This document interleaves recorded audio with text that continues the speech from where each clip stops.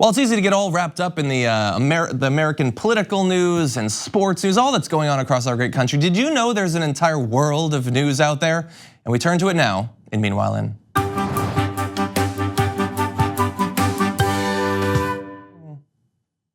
Meanwhile, in the Arctic, the permafrost is losing the perma and it's also losing the frost. There's a new study that's pretty scary actually in its implications. Drone surveys have revealed erosion of coastal permafrost in the Arctic up to 3 feet a day.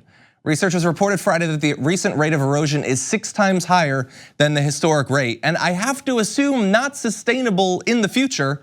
So let's talk about permafrost. Permafrost or tundra is soil that stays freezing, below freezing I should say, for at least 2 years. Thawing permafrost is a dangerous amplifying feedback loop for global warming because the global permafrost contains twice as much carbon as the atmosphere does today. And so effectively over the past few years, although I would have not listed this amongst an actual source of carbon emissions, is the permafrost, as all of the carbon that's been locked inside of that soil over the course of literally millions of years is now in some areas for the first time in human history being released into the atmosphere. And again, in huge chunks, 3 feet every day. In about 40 days, they had 37 feet of coastline eroding, not 37 feet wide, 37 feet thick along a wide expanse.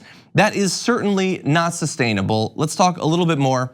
As the permafrost melts, it releases heat trapping carbon dioxide and methane.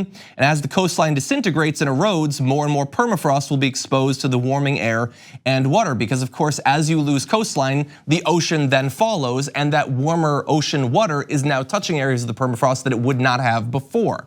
A brief note, the destruction of the permafrost is disastrous for a number of reasons having nothing to do with climate change, including destroying habitation in areas like some parts of Norway and Russia as well. Areas are no longer habitable where there had been apartments in the past, and also releasing a number of deadly toxins that have affected humans in some cases, and in some cases have wiped out herds of tens of thousands of reindeer and other animals. There's bad stuff locked down there that we might not want to release.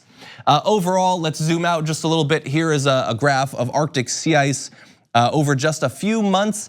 And you're seeing there the 80s and then the 90s, the 2000s and current, and it keeps going down, but it's just a theory, man. Who knows what's actually going on?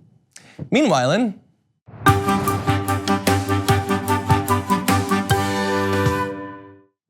the UK, Brexit is having a much stronger negative effect on their economy than had even been predicted, and the predictions were pretty bad. The UK economy shrank 0.4% in April as Brexit paralysis took hold following the proposed deadline for departure from the EU. You can delve into the details if you want. A lot of it has to do with automotive manufacturing in the UK. The important thing to bear in mind is that this had all been anticipated. It's just stronger. I remember covering when the Brexit vote was about to happen, the belief that it would be pretty disastrous for their economy. It turns out that those predictions were a little bit optimistic. Now, we still don't know exactly what direction Brexit is gonna go in, and they have an incredibly important set of political developments coming where, depending on who ends up leading parliament in the UK, it could be a little bit better, it could be a little bit worse. But right now, damage is being done one way or the other. This is bad for the UK economy and the people of the UK in general. Meanwhile, in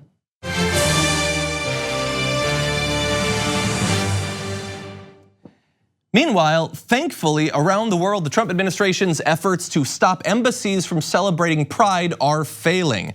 Since the State Department began rejecting all embassy requests to hoist rainbow flags outside the mission buildings during LGBTQ Pride Month this year, some US diplomats have been finding ways to defy or at least get around the new policy. Some examples include in Seoul and Chennai, facades of US missions are partially hidden behind large rainbow flags. So, okay, we can't put it up on the pole, but we can put it on the building. The embassy in New Delhi is aglow in rainbow colored lights. The website for the embassy in Santiago, Chile shows a video of a chief diplomat raising a rainbow flag, so that's an interesting way around it. By the way, one diplomat described all of this around the world as a Category 1 insurrection. That's awesome. It's not so awesome that that diplomat had to speak on condition of anonymity because they were worried that they would be fired by the Trump administration for simply identifying that many embassies are bucking what the Trump administration wants and actually celebrating Pride Month. Now, this is something that under the Obama administration had become incredibly routine. And I just want to stop for a second to acknowledge how much you must hate a group for a purely symbolic measure like a flag being raised for you to be opposed to that.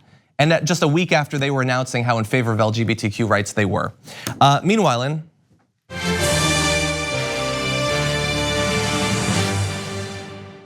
super fast, we don't have much time, but Pia Klemp is one of the ship captains who went into the Mediterranean to help refugees crossing and in many cases dying on that incredibly dangerous path to Europe. She is now facing up to 20 years in Italian prison, but a petition is available. I'll show you just a brief image here, Impunity for Sea Rescue. You can sign this petition to hopefully put pressure on the Italian government to drop these charges, both for Pia Klemp and for others who've been doing the incredibly hard, unrecognized, and dangerous work of saving literally thousands of lives in the Mediterranean. This is something that should be celebrated, not prosecuted. So please take a moment to go and sign that petition.